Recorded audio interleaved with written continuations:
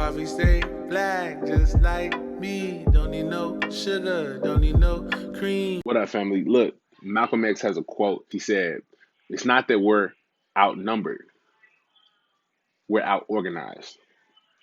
What up, everybody? It's your boy Bartholomew Jones, owner and creator of Cxffeeblack. I'm an educator, I'm an MC, and I'm a coffee nerd. And I have a question for you guys this week. Can black coffee be used to empower or elevate black protests? Or maybe we flip the question. Can black protests use black coffee or leverage black coffee? So normally, if you've been a part of these podcasts before, the way they work is that we talk about the history of black coffee. So we've touched over the general theft of coffee from Africa. We've touched on the Oromo people group, ethnic group. Note, by the way, they are not a tribe. They're an ethnic group. Some brothers reached out to me and put me on game. Also, there's a difference between the Habesha people group and the Oromo people group. So just more information, man. We're on this journey of learning together. So look, is black coffee a tool we can use? Much like protest, much like sit-ins, much like boycotts, coffee has the potential to be a tool that's used for continuing this process of black liberation and empowerment. And I think not just for black people, for all people, if you are a person who's seeking to find your purpose that God has given you in your life and shake off the sugar and cream, you have to look for resources to help you achieve that, right? And one of the things that we all have are our talents, our skills, right? Things that we have been able to do, that we've been gifted with, things that we've discovered, resources, right? So if you've watched the past 2 episodes, you know that coffee is a huge resource that has been discovered by black people. Unfortunately, that resource has not been used or really galvanized for the purpose of benefiting our communities. And there are many things that people use to try to benefit our communities, right? We use education to benefit our communities. Of course, we use our voice, we use protest. And I wanted to talk a little bit about protest before we get into the black coffee question, because I think there's a misperception around protest. And in order to really get into the question of can black coffee be used by black protests to elevate or empower the process, I think we have to first understand really what is the purpose of protest. Because a lot of people confuse protest with activism, and there are two things that are both good but are not the same. And so I'm going to try to share with you some information I've gained, particularly from like 2013 to 2016, just some of my experiences protesting here with some really dope leaders in the city, like Tammy Sawyer, and hopefully can provide some insight on why I personally decided to invest more in black coffee and cultivating and really generating fruit from this particular industry or arena in order to then reinvest what we bear back into the community. So check this out. I went live on Instagram. I talked about it. You can watch that. Or if you're listening to this, you can listen to that. I want to share that information with y'all because a lot of people have encouraged me, like, man, please put this out so we can share it with more people. And then we'll wrap back around at the end, man. So appreciate y'all. Stay safe. And of course, keep that coffee black. Good morning, family. I hope everybody's good. I wanted to just hop on here and say this. I have had a thought in my mind, and I've shared it with some people individually, and so I just kind of wanted to hop on here and share it with you all. First off, if you supported our campaign, the Love Black shirts, thank you. Last time I checked, we were like over 500 shirts, so thank you. I appreciate your support. I wanted to say in 2016, my wife and I were going to a lot of protests. 2013, before I met my wife, I was going to a lot of protests here locally.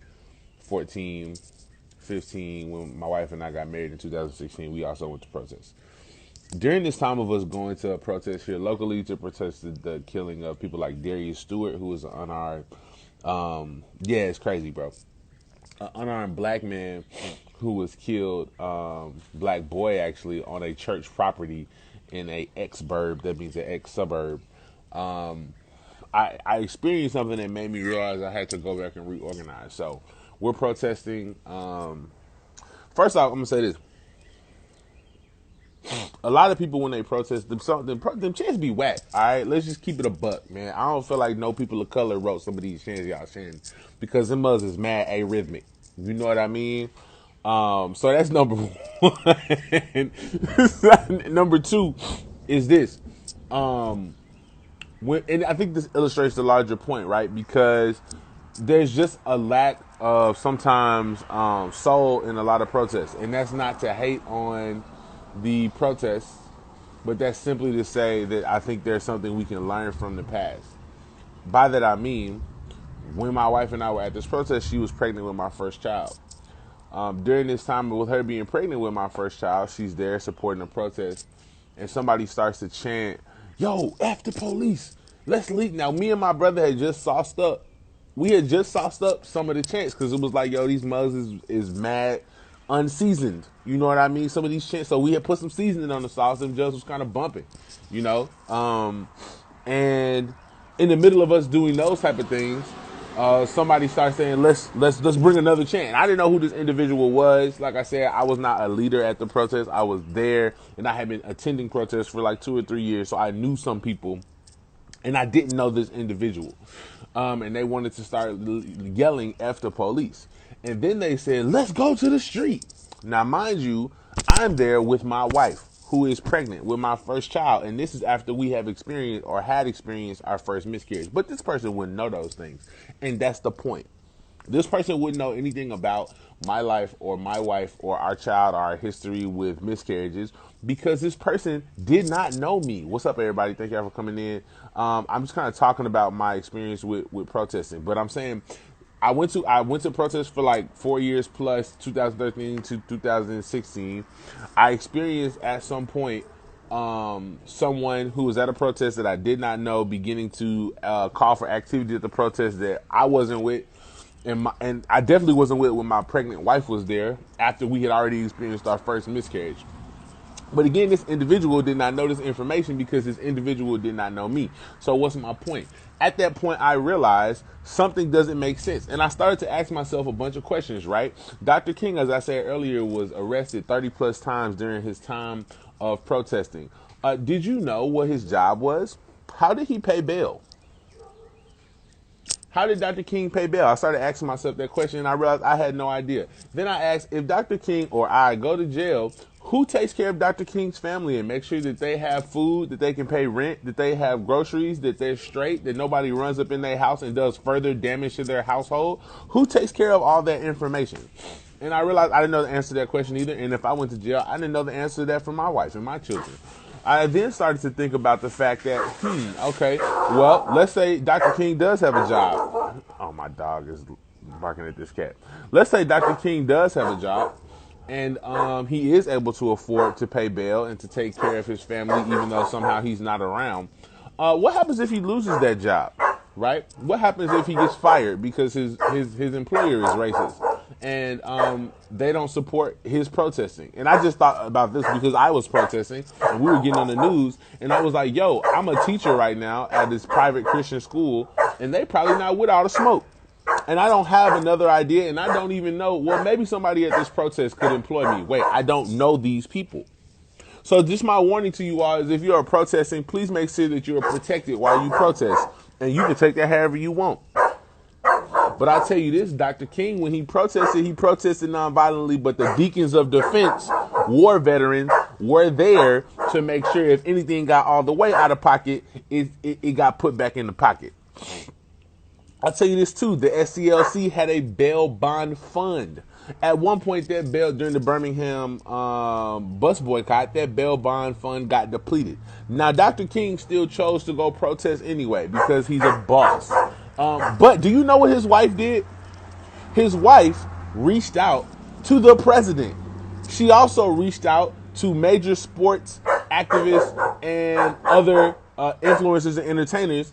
And I believe, if I am remembering my history correctly, Harry Belafonte raised $50,000 to add to the bail bond fund, and all the protesters who was arrested at that time during the Birmingham boycott were able to get out of jail.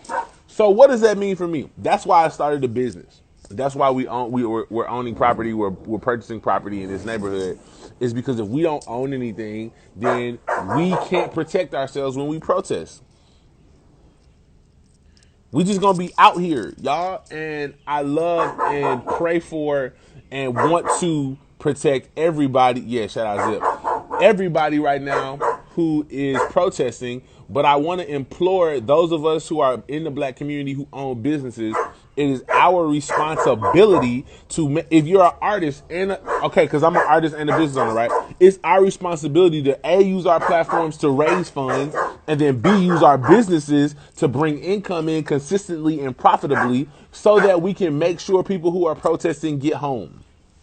And I would suggest that you research the bail bonds available in your local community and support to the ones that you think are dope. Me personally, I'm supporting the Black Lives Matter bail bond. The reason why I'm supporting the Black Lives Matter bail bond in Memphis is because Tammy Sawyer, who was at every single protest I ever went to, when it was one person, two person, three people, four people, has consistently been there. When it wasn't cool, when it wasn't sexy, when there was nobody there, Tammy Sawyer was there. I don't agree with Tammy Sawyer on everything. I don't have to. I respect the mess out of the integrity of that woman and will always follow her lead when it comes to issues surrounding protesting in this city. Why? Because she was there when it wasn't cool. She was there when it wasn't a hashtag. She put her job on the line multiple times. So it's my responsibility, it's my responsibility as a black business, it's my responsibility as a black business owner to, maybe she getting heated because I'm getting heated, but it's my responsibility as a black business owner to make money and then give that money to the community. It's also my responsibility to have jobs available to people who lose their jobs. We ain't there yet because I'm not getting paid yet, but we gonna get there. And when we get there, I want to be able to provide jobs. One of the reasons why the space we want to build on the lot that we just bought next to our house, I want to Airbnb there, is because we need to be able to provide limited or partial or temporary housing to people who need somewhere to stay.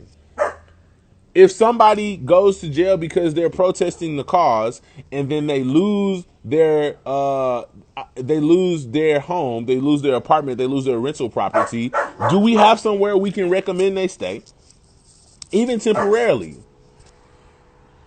If someone's in town to support the cause, where can we allow them to go? So if you're just joining this morning, I just had a couple thoughts I wanted to get off my chest, and it's just some questions, right? Dr. King was arrested 30 plus times. What was his job? Because he had to pay bail. So how did he afford to pay bail? Did he pay it with the tithes and offerings from his congregation? I have to imagine Dr. King probably wasn't collecting tithes and offerings that much because the brother was moving around. So how did he afford to pay bail for those 30 plus times he went to jail? Who took care of his family and made sure that they have food and clothing, that people did not try to commit further racist acts against them? Who was the person or the individuals who made sure that they could pay rent, that they have food on deck, that his children were still getting to school? Who did all of those things? We got to get organized, fam. We got to think about this stuff, because if we just walk out here and protest, they're going to do us just like they have always done us. COINTELPRO is real.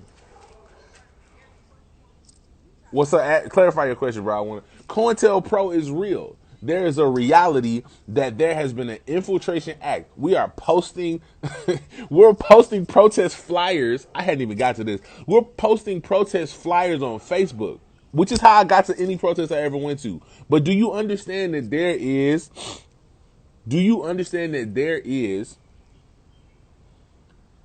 a historically verified infiltration act by the CIA over the period of like almost 20 years to infiltrate and subjugate and infect the civil rights movement? COINTELPRO was a massive government criminal operation directed against the population that went through 4 administrations, mainly Kennedy and Johnson, and Nixon started a little earlier. And it targeted virtually all critical thought and action for not only surveillance, but for disruption. It went way beyond the Snowden case. It went as far as literal political assassination. So COINTELPRO literally put plants. If you watch the documentary Who Killed Malcolm X, on Netflix, it goes into this. If you watch 13th, it goes into this. Our desire, our prayer, that we can have a peaceful, intelligent rally here this afternoon. But at the same time, we see that they have surrounded us with many of their own agents in uniform and out of uniform. Again, the attempts, it wasn't because of something that was going on between the nation. It was because he had gained the support of 33 heads of African states, and their agenda was to bring the issue of human rights violations to the Supreme Court at the United Nations. And so he was killed shortly after, as were a few other people.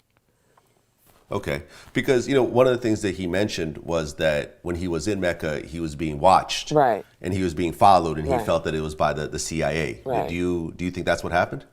Well, I wasn't there, but I believe whatever my father says. Yeah. And so his point was that he wasn't being followed by the Nation of Islam. So because we know the government has a history of sending planes to protest, because we know that there are bricks being put outside of buildings, who's putting those bricks there? You've seen these bricks that people have been finding at all these different sites where people are protesting? These organized stacks of bricks. No. Yeah, man. Look, it's in North Hollywood. So these pallets of bricks are just sitting there. Like, look at this. What? Yes. They're just like riot supplies. Exactly, riot supplies. Because we see weird individuals on social media with little microphones coming out of their ears, walking around inciting people to violence, or with umbrellas busting windows, or because if you've researched the Boogaloo movement, you know that there are organizations and individuals who have really nothing to do with the protection of black lives. They have a separate agenda who are seeking to co-opt the movement and make it about what they want it to be about, the brothers with the Aloha shirts. You know what I mean? If that's the case, then we gotta have something going on that's not public to support the public action that we're calling everyone to. Did you know that during the civil rights movement, you had to go to trainings for protests? I didn't know that. But I realized when I was at a protest with my pregnant wife after our first miscarriage, and someone said, let's say F the police and run in the street, I realized, dang, we don't have the same tactics. She didn't know that we had a miscarriage because I did not know her, because we had never spoke before we pulled up. And I still don't know that woman's name to this day. So we got to get more organized, right? If we're going to be about this action, my guy said, we see the plants. I'm like, if there's already a system when we don't have a system, that's no bueno. Exactly, bro. I'm like, if we already know that there are plants and we already know that there are people seeking to infiltrate our situations, we have to have training. So did you know that if you wanted to participate in a nonviolent protest with Dr. King, or with the SCLC, the Southern Christian Leadership Coalition, or if you wanted to participate in a protest with SNCC, which was the Student Nonviolent some SNCC. Anyway, did you know if you wanted to participate in these things, you had to go through training, and you could be disqualified for going to the protest. My G, if you didn't make it through the training, if they got you to crack and snap, you wasn't going to the protest. They're like, you can drive the car, you can make dinner for when we get back, but you're not going. Can you imagine somebody telling somebody today, you can't come to the protest, you're not going to get the Instagram pic you want?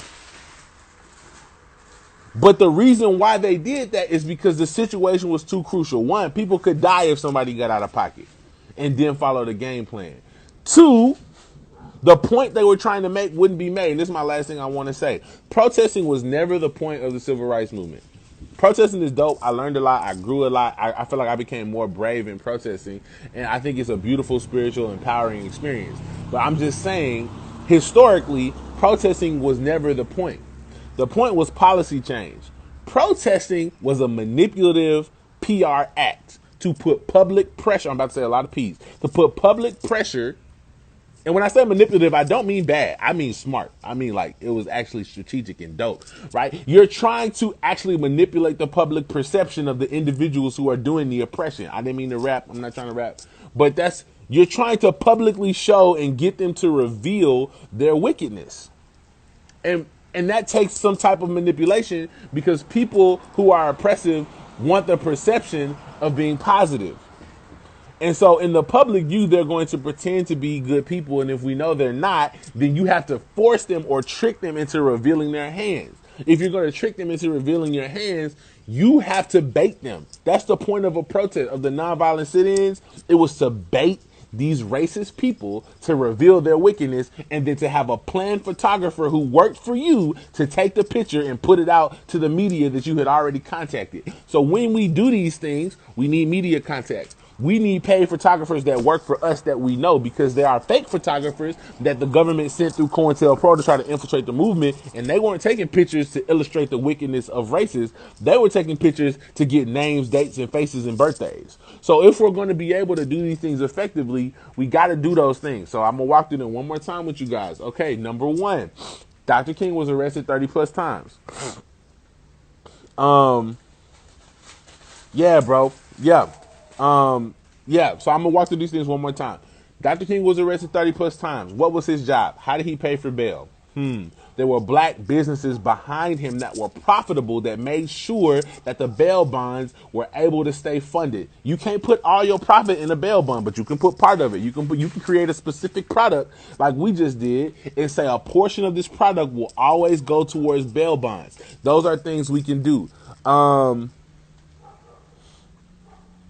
Fact, and I think it's a long-term commitment, right? So the first thing we got to wonder is that. Secondly, artists, if the bail bond gets depleted, it is your responsibility to use your platform to raise more money. Again, I give the example of the Birmingham bus boycotts when the bail bonds ran out and no more black businesses could bring more money because the black businesses were being discriminated against as well. Coretta Scott King, the queen, reached out to the president, literally to the president, who called her back and said, hey, we're going to work on it. And she also reached out to artists, one of whom was Harry Belafonte, who was able to raise $50,000 in the 1950s to fund and basically add more resources to the bail bond, to the SCLC bail bond. So we got to do those bail bonds.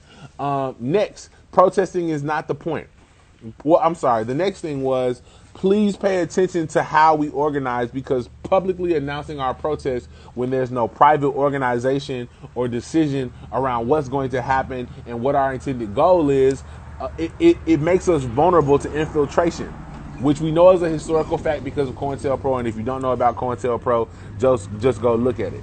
Right? But it takes multiple factors. You need people on the front line. We need grocers to make sure people have food. We need restaurants to make sure people have food. And then we need to make sure people who are protesting begin and end the protest with supporting those restaurants so they can continue to provide food and jobs.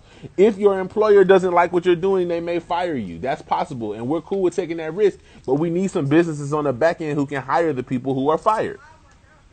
We need some people. So we got to support these businesses. Again, that's one of the reasons why we started a business, why we're building in the hood. In addition to these things, protesting is never the point. Protesting is to publicly put pressure on politicians to change policies. That's just the point. Now, protesting is dope. It has an inherent value of its own, but protesting is literally a lever, okay? It's a lever. What is a lever? It's something you put under something else to leverage a result and create an action. So the point is to create an action, and we have to take the time to organize privately to figure out what actions do we agree on. So right now I'm meeting with some brothers who I already know are doing the work, who are already participating in this. We started meeting earlier this week, right? And I'm not going to talk about what we talked about because, again, COINTELPRO. But the point is, I can verify these brothers because I know them and I know their spirit. And I will tell you this, even when we sat down to create a list of things we want to recommend, that took work. Because black people are not monolithic and we don't all agree and we don't all have to agree. But can we please identify some lowest common denominator? I'm going to talk about math real quick. Can we find the lowest common denominators for the black community? Things that, look, we all don't have to agree on everything, but can we agree on some things? It could be 3. It could be just 3 things. But those 3 things we need to agree on and communicate. So we're going to put our list out here. Next week, we got 1 or 2 more meetings to do. In addition to that, we're going to continue to push products. I have a couple black businesses I'm partnering with, and we're going to tell you guys about those products. If you are someone of financial means, you can go purchase those products. And those products, we're going to dedicate a portion of those products to go toward the bail bond in our local city. And I would encourage black businesses around the nation to do the same thing. Last but not least, we got to have some outcomes that we all want to happen. And that could be those lowest common denominators. But again, please make sure that those things are identified, because I would hate to see some of us locked up or manipulated and fall into some of the infighting that happens. Because sometimes you don't even, this is the last thing I'm going to say. Sometimes people who are against the movement don't even need to get a plant in the movement. They need to make you think they got a plant in the movement, and then we'll destroy ourselves. So right now in Memphis, people are saying, I'm hearing the word plant come up way more. So-and-so's a plant. So-and-so's a plant. I can't co-sign nobody but me, myself, and my mama. So I don't know if the dude a plant or not. But what I can say is, if he might be a plant, the reason why we're falling for it is because we didn't organize prior to the protest. We just showed up because history lied to us. History said, oh my gosh, Rosa sat and Martin marched and all the racism fell tumbling down. But there was a seriously complex organism behind those actions, right? There was a seriously complex organism behind those actions. They picked Rosa Parks. And again, anything I recommend is not at the detriment of another person. I just speak for what I know. I know Tammy Sawyer is committed, and she recommends Black Lives Matter bail bond, but any bail bond that's effective. And I know individuals like Victoria and Dame, who are associates of mine, who have been bailed out by the bail bond, by the Black Lives Matter bail bond within 24 hours. So I can personally guarantee its veracity and its effectiveness. I'm sure there are a lot of dope ones though. So if you know of one that you can recommend, and you know the funds are being used how they're supposed to be used, and you know that they're publicly available and there ain't no bougie red tape, recommend them. The whole point that I just wanted to communicate to you guys was that Dr. King was arrested 30 plus times. Just some questions to think about. How did he pay for that? Because he didn't have a job and he wasn't collecting tithes and offering. There were businesses behind him. How did his family get taken care of? There was a community of people dedicated to the well-being of each other as people before they were protesters, and so therefore their families would get taken care of. Again, how did they find out? What did they do if someone got fired from their job because their boss didn't like what they were doing? There were businesses, again, behind them that could hire people, or that could at least provide some funds to alleviate their issues, maybe even provide housing because people own property. And then last but not least, these last 2 things, COINTELPRO is a real thing. People really are setting bricks in front of places for no reason. There are weird dudes with umbrellas busting windows. The Boogaloo movement really is, look up the Boogaloo movement, is really seeking to co-opt the movement for their own purposes. Whether you agree with the Boogaloo movement or not, that's not my position here. I'm just saying it's a different position it's a different movement than Black Lives Matter. It's a different movement than the Civil Rights Movement. It's just different. So I'm not saying good or bad, because I'm not here to recommend or disrecommend. I'm just here putting out information. You can do what you want to with it.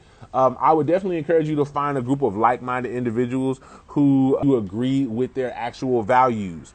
Again, financial freedom does equal freedom. I'm trying to buy off some police officers one day, fam, and put them on the please don't shoot black people payroll. You know what I mean? We got gangs and we got mobs that buy off police officers. We got politicians that buy off police officers.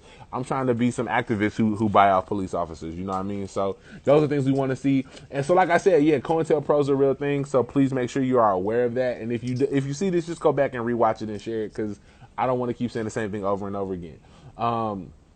But I do want to say that COINTELPRO is a real thing. So bricks are really being put in front of these things, in front of buildings. There are real people infiltrating the movement historically, and it's possibly happening now. So there has to be some agreed upon actions and things that will not happen, that whoever you are protesting with, agree upon before the protest. And you make it known to people who are coming to your protest that these are the things we will and will not do. And if you don't want to do them, that's your right as an American, but don't do them with us. Just because of the history of the thing, and there are government plants. And then the last thing that I wanted to say was that protesting is a lever. Please use it effectively. Protesting is not as an effective tool when we try to use it as a baton as opposed to a lever. So if you pick up protesting and just try to hit people over the head with it, it doesn't do as much as when we use it as a lever to create collective action. Because if you know anything about mechanics, the force is doubled. I think it's doubled, right? Somebody help me out here. But the force is multiplied when you use a lever as opposed to picking up that lever and just trying to hit whatever you want to move. So we have to have some outcomes that we agree upon, and that we need our own media outlets, our own imaging, our own artists who are able to move and to activate these things. And also, just last thing, please, y'all, if you are a artist, please make up dope chants. Some of these protesters need your help because they chants be slaw. Some of these mugs don't even rhyme. Them mugs be stop the violence. Stop the violence. Stop the violence. That's not, nope. We not doing that. On my ancestors, we not doing that chant. That chant is whack, bro. So maybe we need to have like choir practice. You know what I mean? Maybe we need to have choir rehearsal before the protest so that people can know their parts and we can identify some protests we gonna run through. You know what I mean? Like, I'm gonna just give y'all one and then I'm off. Me and my little brother made this up. So you heard the chant, no justice, no peace. First of all, no justice, no peace by itself is whack. But if you add the no racist police, it's got a little sauce on it. But we did this. Come on, fam. But we did this joint. We said, we don't get no justice because they don't know no justice. We don't get no peace because they don't know no peace. Turn up. We don't get no justice because they don't know no justice. We don't get no peace because they don't know no peace. Turn up. So that's just like one example of just put a little sauce on the protest. If you a rapper, you here, I see some of my homies who are rappers in here. You know what I mean? Just help them out. They need a little help, especially some of these super multicultural, you know what I mean, joints. They just need a little... they just need a little seasoning, you know what I mean? And I'm not gonna be in no more protests because I got kids and because we're trying to build our business and make enough money to actually bail y'all out when y'all go. But even if I do, check this last thing. Even if I do go to protest and I do go to jail, our business is digital. That's on purpose. I'm gonna say this one more time. Even if we do protest and the Lord's like, yo, you need to go. I'm going with a purpose. Me and the homies is going, and we're identifying what of our specific purposes when we go, right? Like, is it to protect women and children? Is it to bring water? Is it to have first aid kits for mace? Like, we got a specific reason because, again, we're not organizing this protest. So we're coming as a tribe to support the larger nation with what we can provide, because I can't speak to the overall values of a lot of these protests because I'm not organizing them. And I don't know the people. Like Tammy Sawyer, I can identify and support her because, again, with the protest for 4 years, she was there. But we got to have, when you show up with a plan, show up with resources, especially if you're a Christian, show up with tangible things to offer, because there are going to be things that people say to do and you're going to be like, I don't want to do those things. But make sure you got something you can offer. If it's water, if it's money, if it's job options, if something, a blanket, something, a mask, something. Show up with something in your hand. You know what I mean? We the hands and feet of Jesus, but them mugs looking real empty. But yeah, what I was just going to say was, even if I did choose to go to a protest, even if I did choose to participate at this point, my business is digital, so it will continue to generate profit, and my wife can continue it, one of my associates can continue it, and I don't need to be there. Also, it's no windows to break on the internet. I mean, I guess you could break the computer, but that's intentional. So if you're an aspiring entrepreneur, black entrepreneur, and appreciate you, my G, and you want to provide resources to your community, it's intentional to think about, hey, how can I make sure my business is able to continue to generate profit so that we can continue to support issues that are happening even when I am not there, or if I happen to go to jail? Because we got to plan on going to jail. That's the point. Dr. King went to jail 30 times. There were pictures of it for a purpose, to illustrate a point. So if we're going to a protest and we don't plan on going to jail, you might not want to go to the protest. Like, I see people, and Tammy Sawyer again brought this up, but she's like, it's a lot of people going to these protests and being like, well, we got to follow the rules. Somebody going to jail. That's the point. We trying to get them to take us to jail. I don't know if some of y'all don't know that, but we're trying to get them to take us to jail for exercising our civil liberties, because we're trying to illustrate that we are not afforded the same rights as the Constitution says. And Dr. King said it best, I just want this nation to be true to what it says on paper. And it's not, and we know that, but they say it is, and so we need pictures to prove it. Hey, look, boom, going to jail. Look, see, here's a picture. You know what I mean? If you're a photographer, your skills are needed at this time, right? If you're a photographer, your skills are needed because we need you to take pictures of the right things that are emotional and convicting. Have you ever seen civil rights pictures? Them mugs was flames. The composition of these joints is ridiculous. And it wasn't an accident. They make you feel something because the person and the people who were taking them were trying to illustrate a point, right? It wasn't just like any picture. They're taking a picture to illustrate a point. So shout out to all the illustrators and artists who are illustrating these issues to communicate them to people. Because Dr. King, the purpose of a nonviolent protest was to emotionally connect with someone before they even could cognitively disagree, right? The purpose of the music and the art, the whole album Cxffeeblack, right, is to emotionally connect with you and create empathy for the movement before you can cognitively have a chance to say, wait, I don't like that. I actually don't. You already bought in emotionally. So that's one of the roles of artists, right? And that's one of the roles of protest of the chants. The good ones anyway, is it makes you move in and fall in line even when you don't, even when you might not have agreed otherwise. So anyway, fam, that's it. Love you guys. I'll leave this up so y'all can watch it and share it and dialogue with me more in the DMs. I don't have a ton of time because, like I said, we're past 500 orders for these. Zippity, girl, if you don't stop. We're past 500 orders at this point for these shirts, so I gotta go do them, and then I gotta do a budget and like send some money. So and we gotta print 500 plus shirts at the house. But thank you guys for your support. I hope this helps. Before I leave, are there any questions? There's a question box, or you can shoot me you can just put it in the comments. But do you guys have any questions before I dip?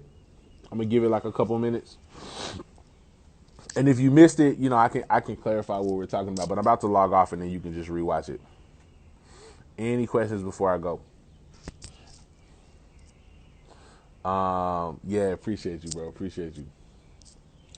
Zippity, why you knock this over? What's this? Ugh. Okay, it doesn't look like there are any questions, so I'm gonna go ahead and log off. Love you guys. Appreciate you, and see you soon. Y'all stay safe out here and stay organized. What up, family? So, thank you so much for watching. Just a couple thoughts I wanted to leave you guys with. Number one, if you're in the coffee industry and you're watching this, or if you're a person who is trying to start a business, or you feel like you're creatively minded, you want to help, the coffee industry is $100 billion industry. And I say this every time, it's the second biggest industry right after oil. It was discovered by Black people. We should use that tool. We can use that tool to do a lot of things. One of those things is to, again, support the bail bonds for your local city. Find ones you agree with, find ones that you feel like have integrity, and then invest in them. Number two, a lot of people are saying that nothing good is happening from the protests now, and that's not true. There are people who, when we're not watching, when the world isn't covering it, are actually doing organizational work. And because of that, this has created an opportunity for them to put pressure to create laws. So people are pulling down Confederate statues. Breonna's law just got passed in California, which prohibits the use of chokeholds. There's a lot of stuff happening. People are really talking about budgets. And the last thing I just wanted to share with you guys is something that happened at a protest here in the city. And this is one of the reasons why it's so important. Tony Marcuzzo and Bo Albar, Albauer, drove cars into a protest that was happening in a local park in the middle of the city, kind of like in the hipster part of town. So at the moment, Tony Marzocco has been arrested, charged with 4 counts of reckless endangerment and 1 count of reckless driving. But no, he hasn't been convicted yet. And then no charges have been brought against Bo Albar. So those are things that have to change. And if you're going, those are dangers we have to be ready to address. and you can take that however you want, but those are just things I think we have the capacity to address and things we should be prepared to if you're going. So yeah, y'all keep that coffee black. Thank you for your support. If you ordered a shirt, you know what I mean. Today's Monday the 8th. We're planning on getting those shirts out to you guys this Friday. And then if you're in the second round of shirts after these 500 shirts, we'll get them out to you the following week. So again, thank y'all so much. Keep that coffee black. No sugar, no cream. Yeah. Coffee stay black, just like me. Don't need no sugar, don't need no cream. Coffee stay black, just like me.